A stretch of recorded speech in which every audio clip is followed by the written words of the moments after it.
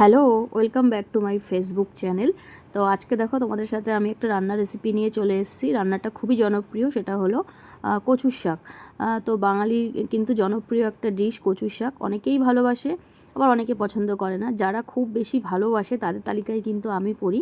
তো দেখো, প্রথমেই আমি তেল দিলাম কড়াইতে, আর জিরে, তেজপাতা, শুকনো লঙ্কা আর একটু গরম মশলা ফোড়ন দিয়েছিলাম। আর তারপরে নারকোল কোড়া দিলাম, নারকোলটা কুড়িয়ে নিয়েছিলাম, ওটা একটু ভালো করে ভেজে নেব। নারকোলটা খুব ভালো করে একটু ভেজে নিলে না ভালো স্মেল দেয়, আর একটু গ্যাস অম্বল যাদের আছে সেগুলো হওয়ার সমস্যা থাকে না। তারপরে দেখো দিয়ে দিয়েছি হলো ছোলাটা গতকাল রাতেই ভিজিয়ে রেখেছিলাম। আর এই যে কচুর শাকটা দেখলে, এটা কিন্তু আমার মা কেটে ধুয়ে সেদ্ধ করে জল ঝরিয়ে ফ্রিজে রেখে দিয়েছিল। তো তারপরে দেখো এখানে নুন আর হলুদ আমি দিয়ে দিলাম, ভালো করে এটা একসাথে মিশিয়ে নেব। একটু সময়ই লাগবে, সময় নিয়ে মেশাতে হবে।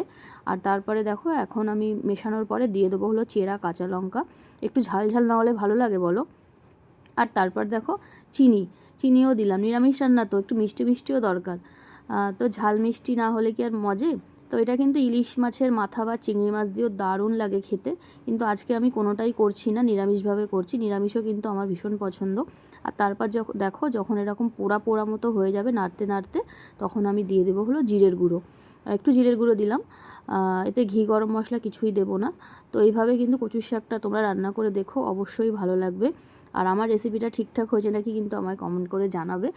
তো দেখতে পাচ্ছ এখন এই যে নামিয়ে নিলাম। অনেকক্ষণ নাড়াচাড়া করতে হয়, কেননা জল থাকে, কচুর শাকটা পুরোটাই জল। তো ভিডিওটা কেমন লাগলো অবশ্যই কিন্তু আমায় কমেন্ট করে জানাবে। আর রান্নাটা ঠিকঠাক হলো নাকি সেটাও কিন্তু বলবে। তো চলো আজকের মতো টাটা, দেখা হবে নেক্সট কোনো রান্নার ভিডিও নিয়ে। যত সময় অবধি সবাই ভালো থাকবে। আর যারা যারা ভিডিওটা এত সময় ধরে দেখলে তাদেরকে thank you so much, thank you.